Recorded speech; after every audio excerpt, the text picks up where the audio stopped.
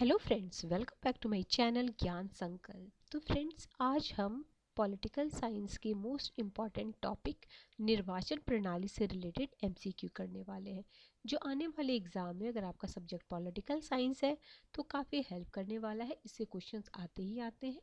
तो चलिए स्टार्ट करते हैं क्लास को। और अगर चैनल से नहीं जुड़े तो प्लीज़ चैनल को सब्सक्राइब कर लीजिएगा। पहला क्वेश्चन है, जॉन स्टुअर्ट मिल के द्वारा जिन चुनावी सुधारों का समर्थन किया गया उसमें सम्मिलित थे। क्या क्या उन्होंने सुधार करने की बातें बोली थी? तो ऑप्शन में कूट में दिया हुआ देखिए, अनुपातिक प्रतिनिधित्व, बहुल मतदान, महिला मताधिकार, खुला मतदान। तो उन्होंने किसका किसका किया था? तो सारा कुछ हो जाएगा।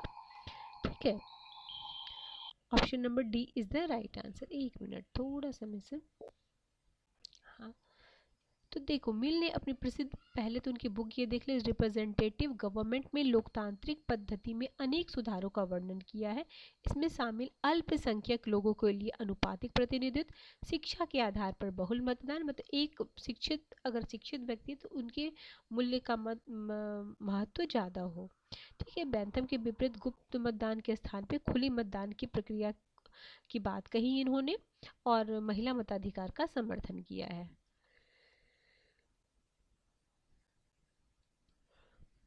अगला प्रश्न है, निम्नलिखित में कौन एक सार्वभौमिक वैश्य मताधिकार के प्रबल विरोधी थे? ठीक है, तो ये मिल ही थे, सार्वभौमिक वैश्य मताधिकार के प्रबल विरोधी।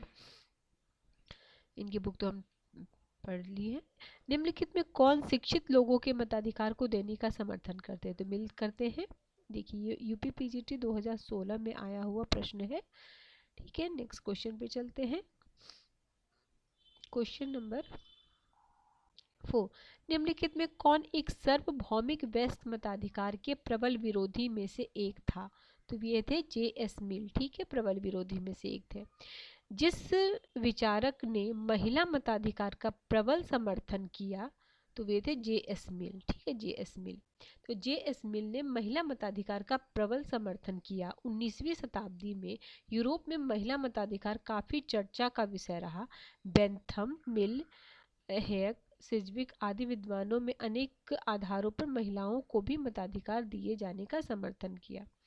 आगे है, सामान्य निर्वाचन हेतु एक निर्वाचन क्षेत्र का निर्धारण किया जाता है तो परिसीमन आयोग द्वारा। Option number D.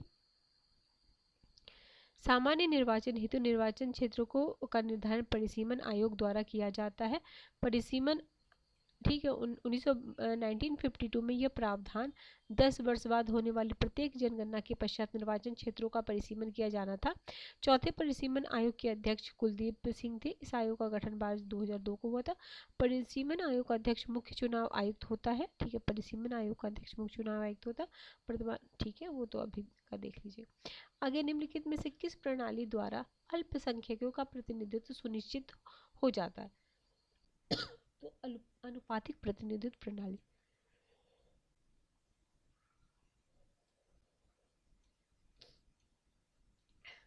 अल्पसंख्यकों के प्रतिनिधित्व दिलाने के लिए अनुपातिक प्रतिनिधित्व प्रणाली सबसे अधिक लोकप्रिय है। इसका उद्देश्य सभी राजनीतिक दलों को विधानमंडल में प्राप्त मतों के आधार पर प्रतिनिधित्व देना है। इसके 3 मुख्य तत्व हैं। बहुसदस्यीय निर्वाचन क्षेत्र, उम्मीदवार मतों का एक निश्चित कोटा प्राप्त करने पर विजयी होता है। व्यवस्थापिका में समान और उपयुक्त प्रतिनिधित्व प्रदान किया जाता है। आगे, चुनाव सुधार हेतु भारत में किस वर्ष जगन्नाथ राव समिति का गठन किया गया था? तो 1971 में।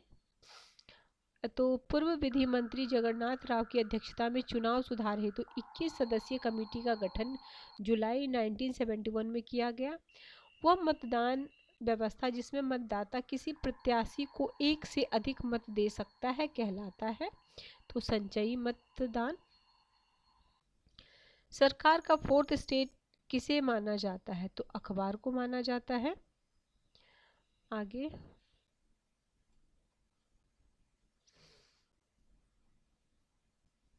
है, निम्नलिखित में कौन से कार्य राजनीतिक दल करते हैं? तो ये करते हैं लोकमत का निर्माण। Option number A. आगे है, जनमत के निर्माण में मुख्य तत्व होता है स्वतंत्र प्रेस।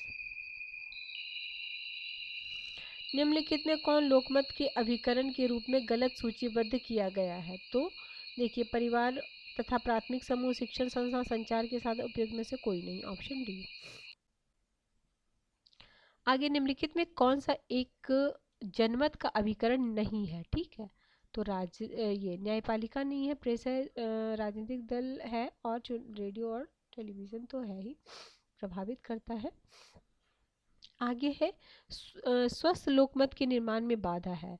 तो उसमें निरक्षरता, यानी जो लोग पढ़े लिखे नहीं रहते, उन्हें पता नहीं रहता है, तो ये निरक्षरता स्वस्थ लोकमत के निर्माण में सबसे बड़ी बाधा है। समाचार पत्र, अन्य माध्यमों से विभिन्न विषयों का ज्ञान प्राप्त करना और पारस्परिक विचारों का आदान प्रदान करना साक्षरता के बिना संभव नहीं है। निरक्षरता व्यक्ति अपुष्ट स्रोत एवं अफवाहों से अपने मत का निर्धारण करते हैं, जिसे लोकतांत्रिक प्रणाली भीड़ तंत्र के रूप में प्रकट होती है। आगे निम्नलिखित अभिकरणों में से कौन सा एक लोकमत के निर्माण पर अधिकतम प्रभाव डालता है? तो वे है प्रेस, रेडियो और दूरदर्शन, ठीक है, डालता है। आगे निम्नलिखित में कौन सा लोकमत से संबंधित नहीं है? तो यह अल्पसंख्यक हित के लिए प्रबंध। नेक्स्ट चलते हैं, नेक्स्ट क्वेश्चन है क्वेश्चन नंबर 18। निम्नलिखित में कौन सा कथन सत्य है? तो सामान्यतः कानून और जनमत परस्पर सदृश होते हैं। आगे है आधुनिक राजनीति के लिए राजनीतिक दल जीवन रेखा। कारण बताया जा रहा, प्रतिनिधित्व संस्थाओं के विकास एवं मताधिकार के विस्तार एवं विकास के कारण राजनीतिक दल उत्पन्न हुए। तो दोनों सही है, बट व्याख्या नहीं कर रहा है। आगे है निर्वाचक समूह का अर्थ क्या होता है? तो मतदाताओं की संस्था, ठीक है। निर्वाचक समूह का अर्थ होता है मतदाताओं की संस्था। तो निर्वाचक समूह का मतदाताओं प्राप्त नागरिकों का समूह, संस्था।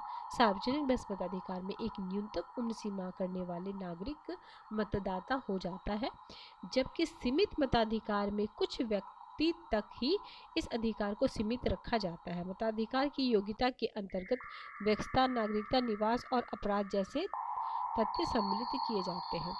आगे है लोकमत के अतिरिक्त अन्य किसी वस्तु को शासन का आधार बनाकर पृथ्वी पर कभी कोई शासन नहीं कर सकता। एक बार मैं फिर से बोलती हूँ, इम्पॉर्टेंट है। देखिए, यूपीजीआईसी 2009 में आया हुआ है, रिपीट किया जा सकता है आपके जीआईसी में। लोकमत के अतिरिक्त अन्य किसी वस्तु को शासन का आधार बनाकर, ठीक है, पृथ्वी पर कोई शासन नहीं कर सकता। तो याद रखिएगा, लोकमत से रिलेटेड पृथ्वी पर कोई शासन नहीं कर सकता। इसे शॉर्ट फॉर्म, मतलब पूरे तो ना याद भी रहे तो ये तो कौन बोले थे? ये जॉन्स आर्टिगेन गैसेट बोले थे, ठीक है। अगला, निम्नलिखित में से किसने एक प्रयास में सार्वभौमिक मताधिकार? तो ये हमारा भारत देश है, इसी में, बाकी सब में बाद में महिलाओं को बाद में दिया गया है। हमारे यहाँ सार्वभौमिक वैश्य मताधिकार स्वतंत्रता के बाद मिल गया है। आगे है ये भी इम्पोर्टेंट, आर्टिकल 61 संवैधानिक संशोधन कब हुआ था? 88 में, जब न्यूनतम आयु 21 से घटाकर 18 कर दी गई है। आगे अदिष्ट प्रतिनिधित्व से अभिप्राय, इससे क्या अभिप्राय है? प्रतिनिधि निर्वाचकों के अधीन कार्य करते हैं, प्रतिनिधि निर्वाचकों के अधीन कार्य करते हैं, ठीक है। एकल संक्रमणीय मत प्रणाली का सर्वप्रथम प्रतिपादन करने वाले राजनीतिक चिंतक का नाम बताइए? तो थॉमस हेयर है।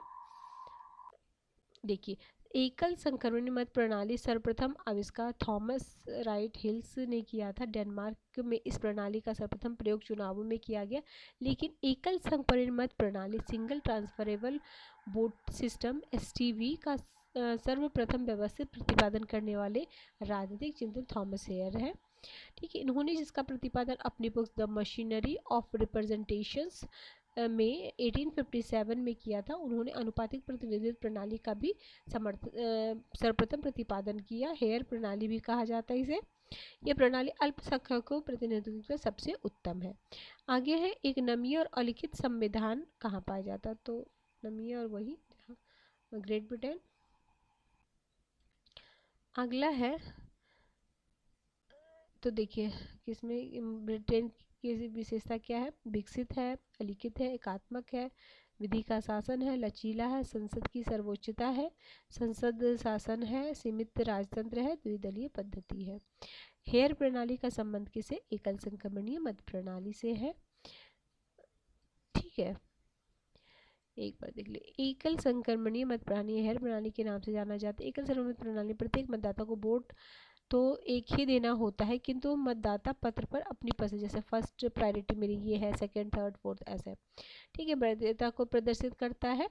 वह वह किस क्रम में उम्मीदवार को पसंद करता है, चाहे कितने भी प्रत्याशी क्यों न खड़े हो। इसमें निर्वाचन क्षेत्र में न्यूनतम 3 सदस्य होने चाहिए। एकल मत प्रणाली अल्पसंख्यकों के प्रतिनिधित्व देने की पद्धति में सबसे अच्छी मानी जाती है। आगे हेयर प्रणाली का तात्पर्य क्या? एकल संक्रमणीय मत है। ये हेयर थॉमस हेयर का नाम किस निर्वाचन प्रणाली? तो आनुपातिक प्रतिनिधित्व से। ये तो हम कर ही चुके हैं, इसमें कुछ ऐसा नहीं है जो हमें पढ़ना है। ठीक है, नेक्स्ट क्वेश्चन चलते हैं। अनुपातिक प्रतिनिधित्व की दो प्रमुख योजनाएं क्या है? हेयर प्रणाली और सूची प्रणाली। आगे निम्नलिखित पर अनुपातिक प्रतिनिधित्व प्रणाली के आधार पर विचार कीजिए तथा नीचे दिए गए कूट की सहायता से सही उत्तर का चयन कीजिए। ठीक है, तो इसका है 1, 2 और 4। तो एक है बहुसदस्यीय निर्वाचन प्रणाली, फिर एक मत किंतु हस्तांतरित मत पद्धति, और विजयी होने वाले निर्वाचन कोटा के अनुरूप मत प्राप्त करना। ठीक है, 1, 2 और 4। आगे है निर्वाचन की सूची पद्धति से प्रमुखतः किसको लाभ होता है? तो ये होता है समूहों और दलों को। आगे है अल्पसंख्यकों को प्रतिनिधित्व देने की निम्नलिखित में कौन सी पद्धति नहीं है? तो द्विदलीय मतदान पद्धति नहीं है। सूची प्रणाली के अंतर्गत प्रत्येक मतदाता एक पूरी सूची को अपना मत देता है। ठीक है, ये 2021 में आया हुआ प्रश्न है। देखिए, तो सूची प्रणाली के तहत प्रत्येक मतदाता एक पूरी सूची को अपना मत देता है। सूची प्रणाली अनुपातिक प्रतिनिधित्व की एक प्रमुख पद्धति है। इसका उपयोग बहुसदस्यीय निर्वाचन क्षेत्रों में किया जाता है। जितने सदस्य चुने जाने होते हैं, प्रत्येक पार्टी उतने उम्मीदवारों की सूचियों को मतदाताओं को सौंपता है। प्रत्येक मतदाता किसी न किसी सूची के पक्ष में अपना मतदान करता है, किसी उम्मीदवार के पक्ष में नहीं। इस प्रकार इस प्रणाली में मतदाता एक पूरी सूची को अपना मत देता है। निम्नलिखित में कौन सा कार्यात्मक प्रतिनिधित्व के प्रमुख प्रतिपादक हैं? तो ये हैं GDH कोल। आगे कुछ रिक्तियों को भरने के लिए किए गए निर्वाचन को निम्नलिखित में से किस प्रकार की संज्ञा दी गई है? तो उपचुनाव। देखिए, कुछ रिक्तियों को भरने के लिए निर्वाचन, आपने कई बार सुना होगा उपचुनाव होने वाले हैं, संज्ञा दी गई। ऐसी स्थिति में इस प्रकार के चुनाव कराए जाते हैं। कोई निर्वाचित प्रत्याशी त्यागपत्र दे दे या उसकी मृत्यु हो जाए, किसी गंभीर अपराध में दोषी सिद्ध हो जाए या बैंक धोखाधड़ी हो जाए, अपना मानसिक संतुलन खो दे या चुनाव में धांधली होने की स्थिति में। प्रत्यक्ष निर्वाचन का अभिप्राय है तो प्रत्येक निर्वाचन जब प्रतिनिधि जनता द्वारा स्वयं निर्वाचित किए जाते हैं। ठीक है, जब प्रतिनिधि जनता द्वारा स्वयं निर्वाचित किए जाते हैं। ठीक है, 2003 में आया हुआ है प्रश्न ये आपका। ठीक है, हमने ये टॉपिक इतना ही था इसमें क्वेश्चन। ये मैं आपको घटना चक्र बुक से करा रही हूँ, जो विभिन्न ये TGT PGT में आए हुए प्रश्न का संकलन है। चलिए फ्रेंड्स, काफ़ी सारे कंटेंट चैनल पे आपको और भी मिल जाएंगे। आपको पॉलिटिकल साइंस और हिस्ट्री के आप देख सकते हो, चैनल पे हो तो एक बार प्लेलिस्ट को चेक करना। और भी मैंने MP सेट का भी सॉल्यूशन कराया है और LT ग्रेड का भी आपको सॉल्यूशन मिल जाएगा चैनल पे। चलिए मिलते हैं हम अगली क्लास में, तब तक के लिए बने रहिए चैनल पे। और भी सारे कंटेंट जो है उसको भी आप देख सकते हैं। UGC नेट के भी PYQ आपको मिल जाएंगे, वो भी देख लीजिए। आने वाले जो आपके GIC या LT ग्रेड ये क्या बोलते हैं PGT है, उसमें काफ़ी आपको हेल्प करेगा।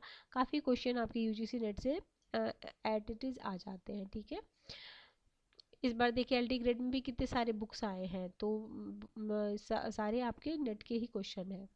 चलिए मिलते हैं।